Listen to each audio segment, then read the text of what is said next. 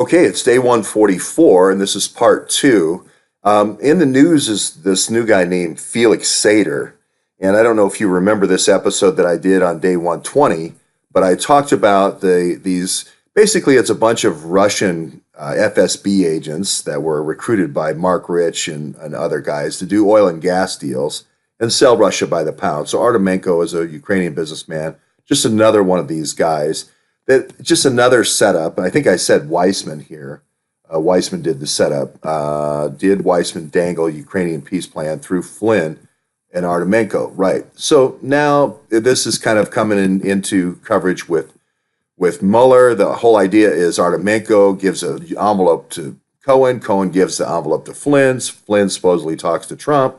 They all sign off on it. They say, okay, we'll do this peace plan where somehow Russia will lease Crimea back to itself. I don't see how since Russia currently occupied Crimea, I don't see why they would want to lease it for 50 years or 100 years. It doesn't make much sense. So it's really kind of a nonsense proposal that Artemenko gives to Cohen.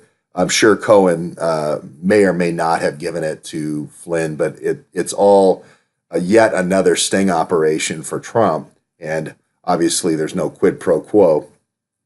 Even if Flynn is a double agent, even if Artemenko's a double agent, even if Michael Cohen's a double agent, still, I think Trump just says, I knew nothing about this. If Flynn wants to make a side deal, I already fired him. What do you want?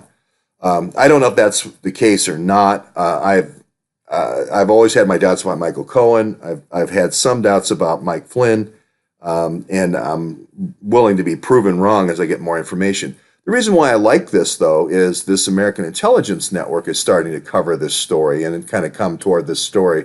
So it adds credibility to my previous work when folks do that. Same thing on SES with Field McConnell.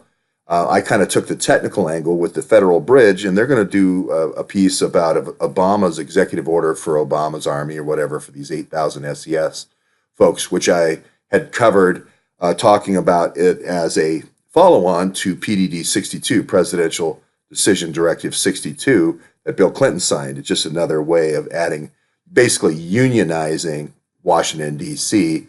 As a permanent fixture over this surveillance and disruption network. So it's good to see this stuff coming out, and I like the stuff that they do. Thomas and Betsy, Thomas Paine, and Betsy over at American Intelligence Network.